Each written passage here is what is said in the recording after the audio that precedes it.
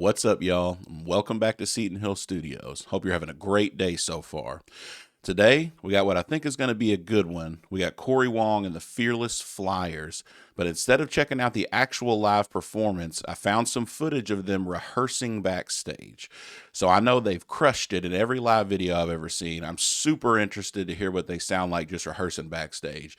I bet they still crush it because they're all just insanely talented. So super excited to get into it, check it out, and see what they're all about behind closed doors. But before we get into it, a few ways you guys can continue to support the channel. You can head on over to Patreon and become a member there, get access to all sorts of exclusive perks. You can guarantee a request through donating with Buy Me a Coffee. And then right here on YouTube, you can become a member as well and get access to other exclusive perks. Appreciate all you guys that are supporting the channel in many different ways. Couldn't do it without you, and love that you guys are along for the ride with us. All right, let's get into it.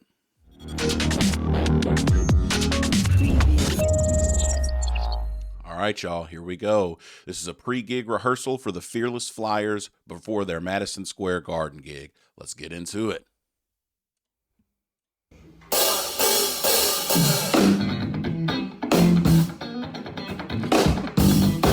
They're so funky, man. I love it.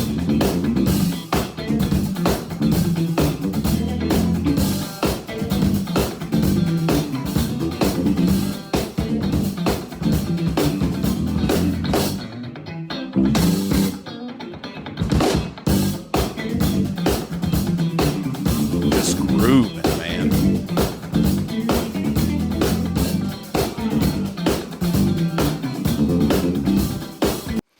So my dude Joe Dart on the bass, man, he's nuts, dude. Everybody in this band is crazy. I'm sure they'll all do something that's gonna make me stop and be like, huh? At some point in this video. But he's just, man, his pocket is so good. His parts that he writes are so good. He's so funky, man. And he's so technical at the same time. He's just, he's a bass player's bass player, man. He's just, ooh, he's so good, dude. I love everything that dude does.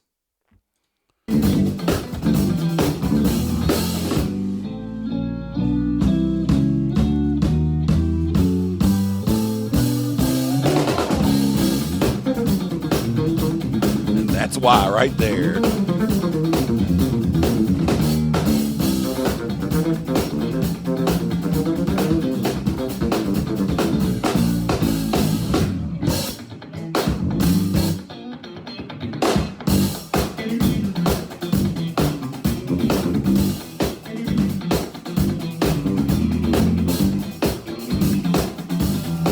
So these dudes, they just look like they're having the time of their lives, man. And I know I've said this in a lot of other videos, man, but it makes it so much more engaging when people look like they're enjoying what they do. I just, Corey Wong especially, like he's just, he's head bobbing, he's grooving. Joe Dart's over there grooving. Nate Smith on the drums.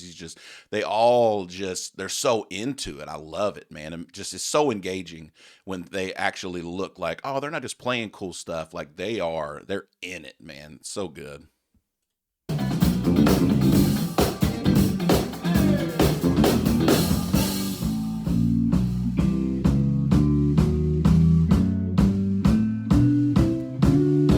Drop his pick. I didn't even see it. I was looking at other things, and then I see him bend over. Did he drop his pick? I want to see it.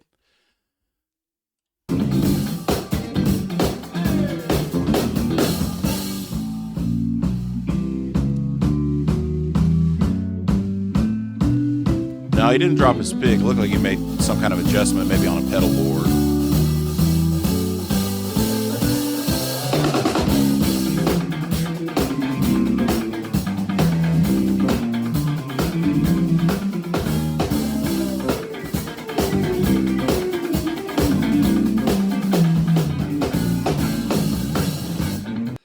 So I think Mark Lettieri's playing a baritone guitar there. Sounds like it. I know he does that a lot. I don't know if it looks like a longer scale. I can't really tell, to be honest, from this angle. Fill me in the comments for those of y'all who know more about him and about him. But he's fantastic, man. Even just like the little runs and stuff he was doing there, like it seems it's deceptively difficult what he's doing to keep that pace and keep that rhythm going, man. Get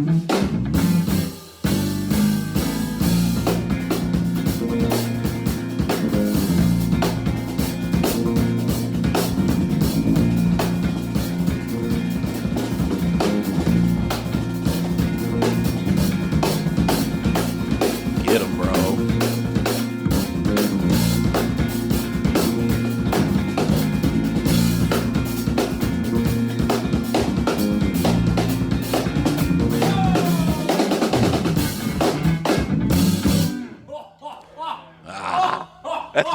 We get the same reaction, man. Oh my goodness.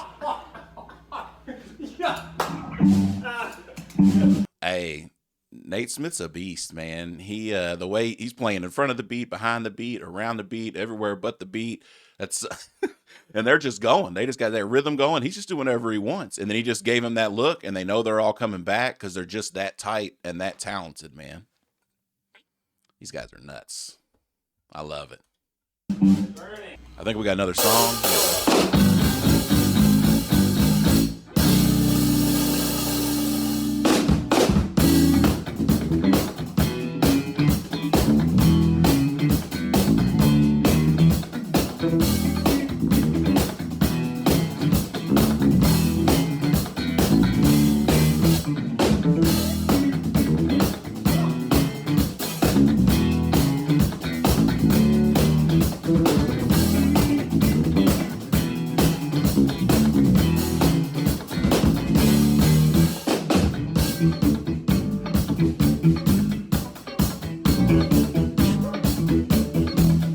These dudes, they do so much with so little. No keys, no organ, no toms on the drums, no extra cymbals. Like, dude's got a kick drum, a hi-hat, and a snare. And I'm not bored with anything that he's doing. Like, he's literally making something out of nothing. It's so cool. And Corey Wong, man, his right hand technique is just wild, man. It looks like his wrist is made of jello or something. It's he just and the way that he attacks the strings, I don't understand how he plays so loose and still gets such a strong accent and attack on the strings, man. It's the technique, man. It's just he's got it down to a science.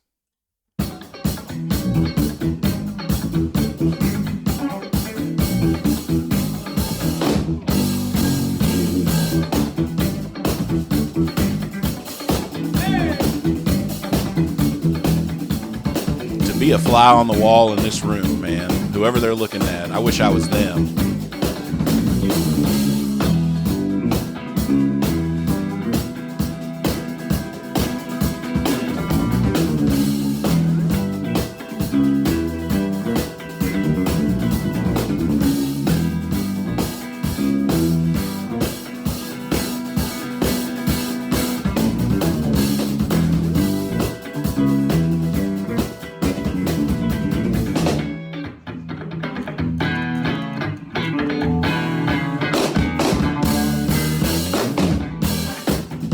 So one of the things that I really respect about these guys is they're obviously killer players. Like, they're doing all this is just backstage, just playing with a couple amps, no inner monitors, no wedges. They're just going, no click, no nothing, just playing together. You would have thought this was tracked or recorded or played with a click or something, but they're just that beastly on their instruments. But man, they just the tightness of it is crazy. I don't get it.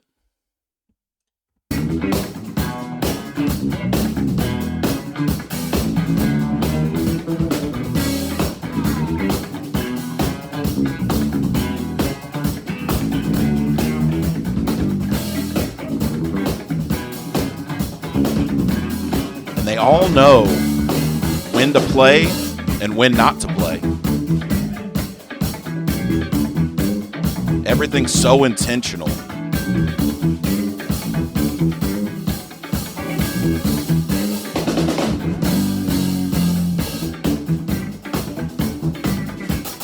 You got to bounce to it. There's no other option.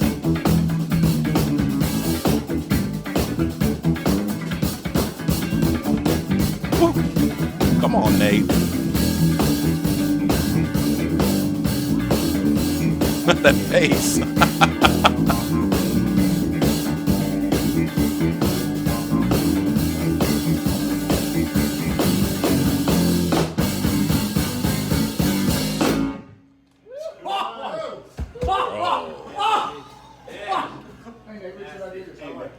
These dudes are nuts, man. Just nuts.